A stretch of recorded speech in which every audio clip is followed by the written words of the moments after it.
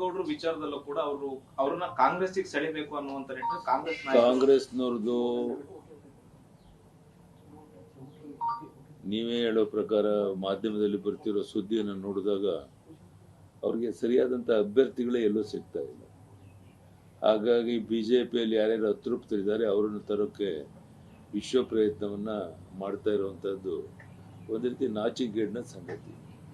ಇದು ಕಾಂಗ್ರೆಸ್ ಪಕ್ಷಕ್ಕೆ ತಮ್ಮದೇ ಆದಂತ ಅಭ್ಯರ್ಥಿಗಳಿಲ್ಲ ಅನ್ನೋದಾದ್ರೆ ಇನ್ನು ಚುನಾವಣೆ ಫಲಿತಾಂಶದ ಬಗ್ಗೆ ನೀವು ಯೋಚನೆ ಮಾಡಿ ಹೇಗಿರುತ್ತೆ ಅಂತ ಹೇಳ್ಬಿಟ್ಟು ಅವ್ರಿಗೆ ಸರಿಯಾದ ಅಭ್ಯರ್ಥಿಗಳು ಸಿಗ್ತಾ ಇಲ್ಲ. ಹೀಗಾಗಿ ಅವರದ್ದೇ ಒಂಥರ ಗೊಂದಲ. ಈ ಅಸಮಾಧಾನ ನಿನ್ನೆ ಸಭೆ ನಡೀತಲ್ಲ, ಆ ಸಭೆಯಲ್ಲಿ ಈ ಅಸಮಾಧಾನಗಳ ಕುರಿತು ಚರ್ಚೆ ಆಯ್ತಾ? ಅದೆಲ್ಲ ಏನ್ ನಡೀತು ಚರ್ಚೆಗಳು, ಅದೆಲ್ಲ ಇಲ್ಲಿ ಚರ್ಚೆ ಮಾಡಕ್ ನಾನು ಇಷ್ಟಪಡೋದಿಲ್ಲ. ಒಟ್ಟಾರೆ ಎಲ್ಲವೂ ಚರ್ಚೆ ಮಾಡಿದ್ದೇವೆ, ಎಲ್ಲವೂ ಸರಿ ಹೋಗುತ್ತೆ. ಮೋದಿಯವರ ನೇತೃತ್ವದಲ್ಲಿ, ಅಮಿತ್ ಶಾಜಿಯವರ ನೇತೃತ್ವದಲ್ಲಿ ಈ ದೇಶದಲ್ಲಿ ಒಂದು ಕ್ರಾಂತಿಕಾರಿ ಬದಲಾವಣೆ ಆಗಬೇಕು, ಮತ್ತೊಮ್ಮೆ ಮೋದಿ 3ನೇ ಬಾರಿಗೆ ಪ್ರಧಾನಿ ಆಗಬೇಕು ಅನ್ನುವಂಥ ಅಪೇಕ್ಷೆ ಇರೋದ್ರಿಂದ ನಾನು ಕೇಳ್ತೇನೆ ಕಾಂಗ್ರೆಸ್ನ ಮುಖಂಡರಿಗೆ, ನಿಮ್ಮ ಮುಂದೆ ಪ್ರಧಾನಿ ಅಭ್ಯರ್ಥಿ ಹೆಸರು ಯಾರಿದ್ದಾರೆ? ಒಂದು ಹೆಸರು ಹೇಳಿ ನೋಡೋಣ.